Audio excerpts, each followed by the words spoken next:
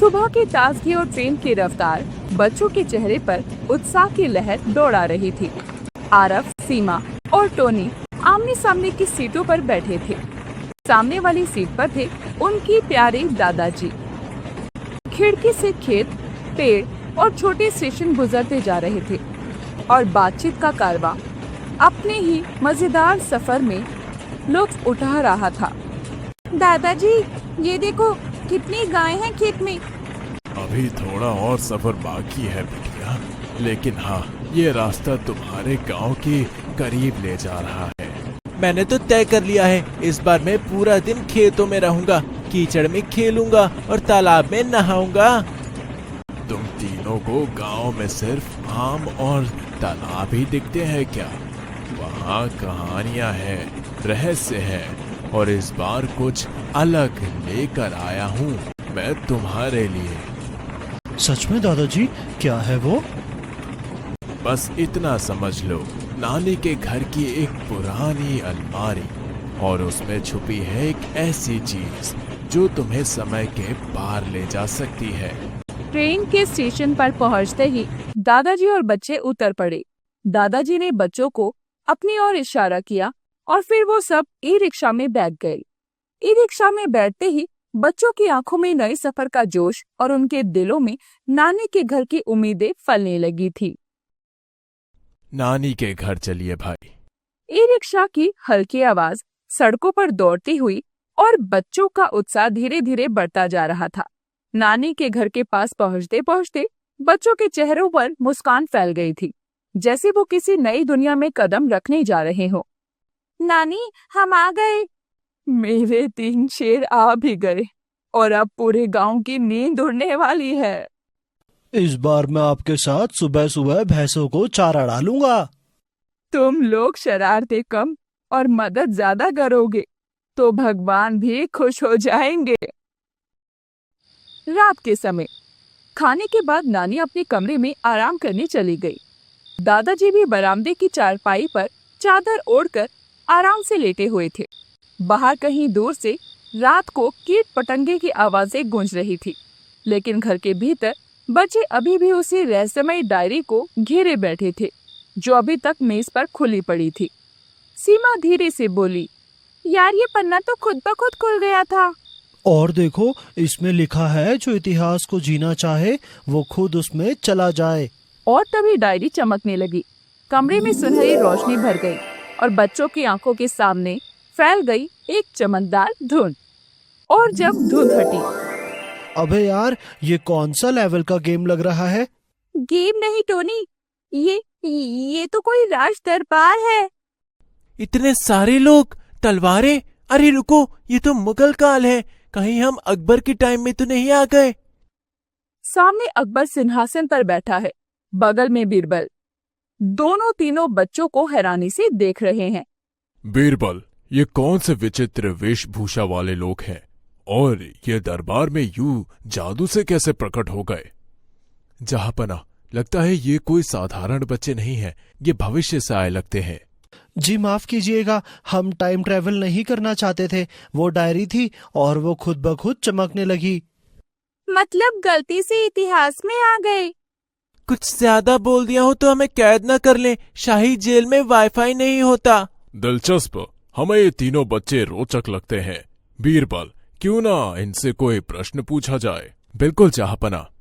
बताओ बच्चों, ऐसी कौन सी चीज है जो जितनी बांटो उतनी बढ़ती है? हंसी। अरे वाह, तूने सही जवाब दे दिया। अरे नहीं, सही जवाब है प्यार। दोनों जवाब सही हैं। हंसी और प्यार दोनों ही जितना बांटो उतना बढ़ता है। इन बच्चों का सम्मान करो, इन्हें हमारे खास शाही भोज में ले जाओ। तभी कमरे में वही सुनहरी रोशनी फिर से भरने लगती है। तीनों फिर से चमक में लिपटकर गायब हो जाते हैं। तभी हवा तेजी से चलती है और चमकती रोशनी के बीच तीनों बच्चे आरव, सीमा और टोनी सीधे जमीन पर प्रकट हो जाते हैं।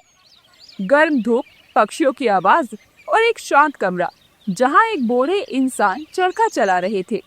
ये तो कोई गांव जैसा लग रहा है। ओ भाई, हम कहीं फार्म हाउस में तो नहीं आ गए? देखो वहाँ पर कोई चरखा चला रहा है। अरे ये तो गांधी जी हैं। तीनों चौंकते हैं और चुपचाप उनके पास जाकर खड़े हो जाते हैं। गांधी जी सर उठाते हैं और मुस्कुराते हैं। नमस्ते बच्चों, तुम तो जैसे आसमान से टपक पड़े हो। बापू, हम सच में आसमान से ही आए हैं। मतलब हम एक जादुई डायरी की समय यात्रा कर रहे हैं और अब आपके पास आ पहुँचे। समय तो बहता है, लेकिन कुछ मूल्य हर समय में टिके रहते हैं, जैसे सत्य और अहिंसा। बापू, क्या आपने कभी किसी को मुक्का मारा? नहीं बेटा, अगर लड़ाई से कुछ भी हल होता तो दुनिया में शांति कब की आ जाती। अहिंसा सबसे बड़ा साहस है। आप डरते नहीं अंग्रेजों से? डर को दिल में जगा दोगे तो वो राज करेगा, लेकिन अगर दिल में सच्चाई हो तो डर भाग जाता है। बापू एक सवाल, हम आजाद तो हो जाएंगे ना? आजादी दूर नहीं, लेकिन याद रखना, आजादी सिर्फ धरती की नहीं, आत्मा की भी होनी चाहिए। अगर तुम लोग अपने जमाने में भी सच्चाई और मेहनत से काम करोगे, तभी देश सच में आगे बढ़ेगा। तभी वहाँ जादुई सुनहरी रोशनी कमरे में फैलती है। तीनों बच्चे सुनहरी रोशनी में समा जाते हैं। तीनों बच्चे चमकती सुनहरी रोशनी में प्रकट होते हैं। वो एक भव्य महल के अंदर है। रानी लक्ष्मीबाई युद्ध का कवच धारण कर रही है। रानी गंभीर मुद्रा में खड़ी है, मानो किसी भी क्षण युद्ध के मैदान में जाने को तैयार हो। ये झांसी का महल है ना? और वो रही रानी लक्ष्मीबाई, असली वाली। इतिहास की सबसे बड़ी योद्धा, हम वाकई उनके समय में आ गए हैं। रानी लक्ष्मीबाई बच्चों की आवाज सुनती है और चौकन्नी होकर उनकी ओर देखती है।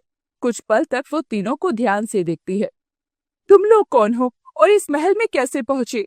महारानी जी, हम आपके बहुत बड़े प्रशंसक हैं। हम भविष्य से आए हैं। भविष्य से? ये कोई मजाक है या कोई चमत्कार? नहीं महारानी जी, सच में हम आपकी वीरता को देखने आए हैं। आज भी आपकी कहानियां हमारे स्कूलों में पढ़ाई जाती हैं। तो मेरे संघर्ष व्यर्थ नहीं गए। अच्छा लगा जानकर कि झांसी की रानी को कोई भूला नहीं। आपको डर नहीं लगता इतने अंग्रेजों से लड़ने में? डर से नहीं, अपने कर्तव्य से लड़ती हूँ। एक रानी सिर्फ ताज नहीं पहनती, वो अपने लोगों के लिए तलवार भी उठाती है। झांसी मेरी आत्मा है और आत्मा की रक्षा हर हाल में करनी होती है। एक सैनिक अंदर आकर झुककर बोलता है, महारानी जी, सेना तैयार है, दुश्मन पास पहुंच चुके हैं। ठीक है, समय आ गया। तुम लोग अगर सच में भविष्य से हो तो वादा करो, वहां जाकर अपनी धरती, अपने लोगों और अपने आत्मसम्मान के लिए लड़ोगे, जैसे मैं लड़ रही हूँ। हम वादा करते हैं। रानी मुस्कुराती है, तलवार उठाकर चल पड़ती है। उसी समय फिर वही जादुई रोशनी फैलती है और तीनों बच्चे धीरे धीरे उसमें लिपटकर गायब हो जाते हैं। तीनों बच्चे, आरव, सीमा और टोनी, एक बार फिर वही जादुई रोशनी में लिपटे हुए नानी के पुराने घर में बैठक में प्रकट होते हैं। सामने वही पुरानी डायरी अभी भी टेबल पर रखी है। अरे, तुम लोग कहाँ चले गए थे? मैं तो समझी सो गए हो। इतने शांत क्यों हो? नानी, आपकी डायरी, ये सिर्फ कहानियां नहीं थी, ये दरवाजा थी इतिहास का। तो तुम लोग मिल आए अपने इतिहास से। नानी, हमने गांधी जी को देखा और वो आश्रम में थे। उन्होंने हमें सिखाया कि बिना हिंसा के भी बहुत कुछ बदला जा सकता है। और फिर रानी लक्ष्मीबाई तलवार हाथ में लेकर महल में तैयार खड़ी थी। उन्होंने कहा कि डर को दिल में मत बसाओ, और उन्होंने हमें सिखाया कि लड़ना जरूरी नहीं, सही के लिए खड़ा होना जरूरी है। नानी, आपकी डायरी ने तो हमें किताबों से बाहर ले जाकर असली इतिहास दिखाया, जहाँ लोग सिर्फ पन्नों के नाम नहीं थे, वो सांस लेते थे, बोलते थे, लड़ते थे और जीते थे।